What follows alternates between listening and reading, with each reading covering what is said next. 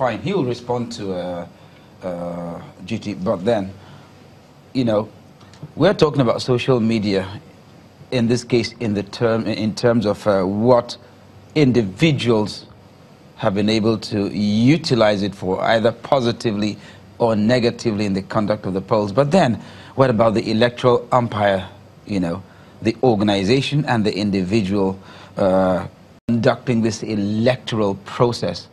Do you think INEC, for instance, has used the social media enough, one, to keep the public abreast of how things are unfolding, and then two, to counter, you know, fake news? So I was going to address that. It was part of what I was about to say.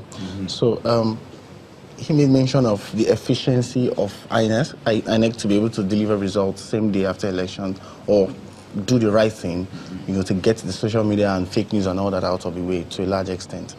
Now, from my own work, doing research and engaging in Nigeria with policies and the likes, I mean, bearing in mind the way things are now at the moment and what it will require, that level, what it will require us to get that level of efficiency with INEC, it's going to take a long time to get there.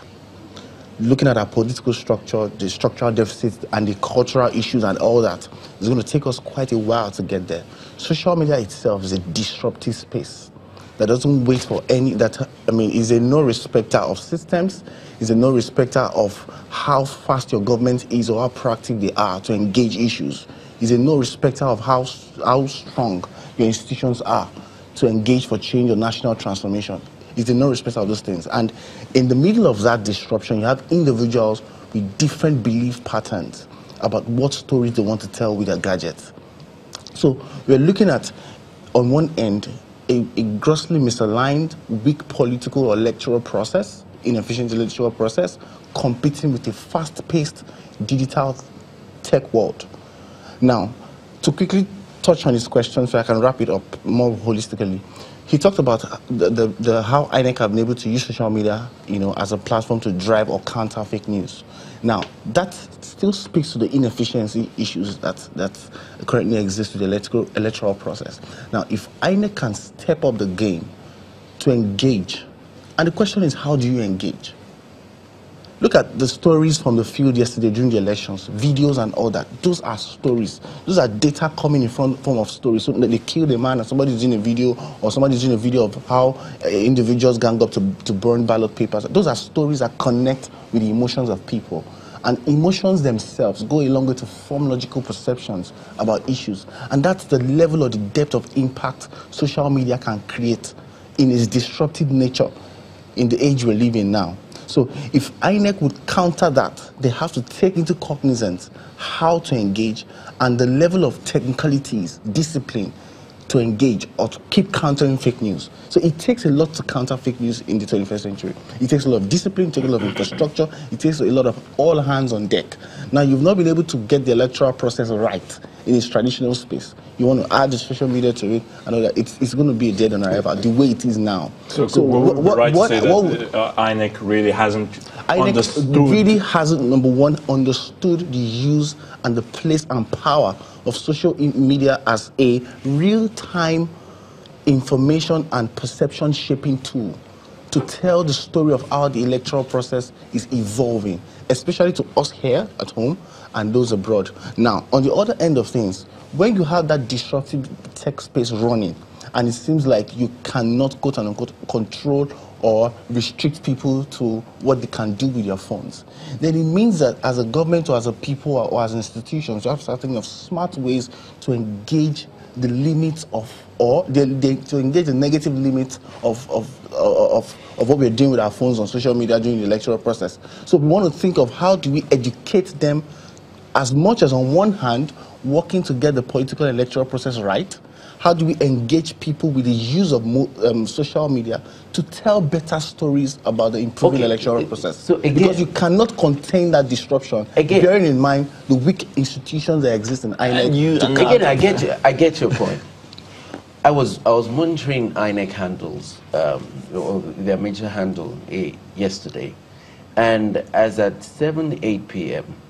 when I checked, there was a 6-hour gap between that time and the last time they tweeted anything. Now, there is a position of countering a fake news. And that's what brings me, that was what made me ask the first question. Most of what we saw yesterday, hardly could you say 70 or 80% or 20% of it was fake news. These are verifiable things people were posting. I'm talking about video. I'm talking about narratives. I'm talking about videos. I'm talking about pictures. These are things people were putting location. They were putting time. Some people were even putting their faces to these things. As I know, these were things that happened. So if you're talking about, okay, educating people to put the right information out there, I haven't said, what would INEC have done? Was it to deny those stories? Was it to say we are working on them? Would it be, what would be, if you were INEC, what would be your... More like a, going back to the statement you made about people should put out the right information.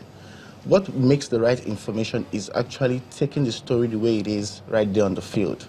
So something may be going bad and you're reporting it the way it is. That's being right with the use of social media as a tool. And that's what my argument was about.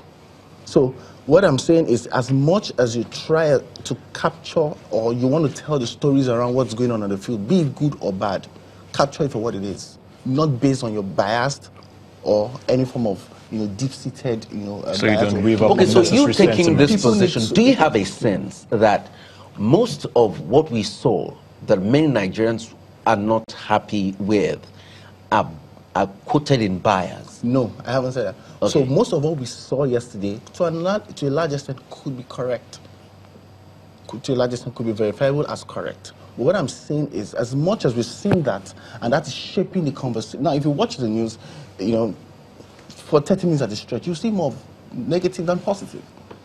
And yes, I know that INEC is probably trying to get a few things right, but on the other hand, we know a few things worked yesterday. So the question is, as much as we tell it for what it is, it may be negative, are we also telling the positive side of what has worked? That's what I'm saying. So everything that we saw yesterday, the negative news, the videos, the killings, the shootings, yes, to a large extent, they may be verifiably right.